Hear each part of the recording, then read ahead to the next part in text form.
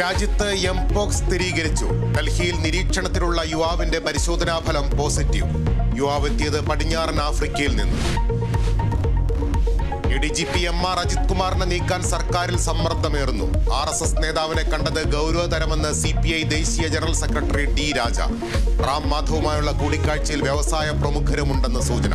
പേരുകൾ പുറത്തറിഞ്ഞാൽ കേരളം ഞെട്ടുമെന്ന് പ്രതിപക്ഷ നേതാവ്.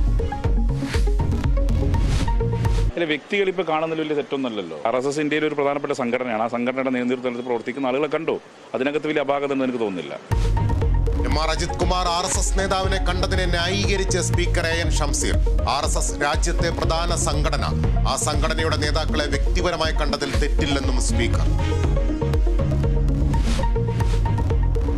യുവാവിന്റെ പീഡന പരാതിയിൽ സംവിധായകൻ രഞ്ജിത്തിന് മുൻകൂർ ജാമ്യം. 30 ദിവസത്തേക്ക് ജാമ്യം അനുവദിച്ചു. കേസ് ഒത്തുതീർപ്പാക്കാൻ സമ്മർദ്ദമെന്ന് പരാതിക്കാരൻ. ബലാത്സംഗ കേസിൽ MLA M മുകേഷിനൊപ്പം സർക്കാർ. മുൻകൂർ ജാമ്യം ലഭിച്ചതിൽ അപ്പീൽ നൽകേണ്ടെന്ന് നിർദ്ദേശം.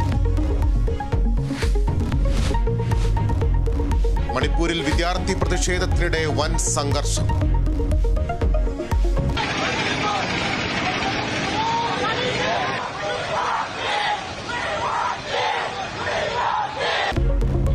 രാജ്ഭവന് നേരെ കല്ലേറ്. CRPF വാഹനം ആക്രമിച്ചു.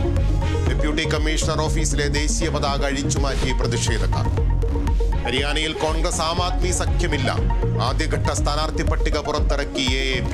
പ്രഖ്യാപിച്ചത് 20 പേരുടെ പട്ടിക. ഈ വർഷത്തെ ISL മത്സരങ്ങൾക്കായി കേരള ബ്ലാസ്റ്റേഴ്സ് ടീം കൊച്ചിയിലെത്തി. ടീമിന് നെടുമ്പാശ്ശേരി വിമാനത്താവളത്തിൽ വൻ വരവേൽപ്പ്. ആദ്യ മത്സരം ഞായറാഴ്ച പഞ്ചാബ് FCക്കെതിരെ.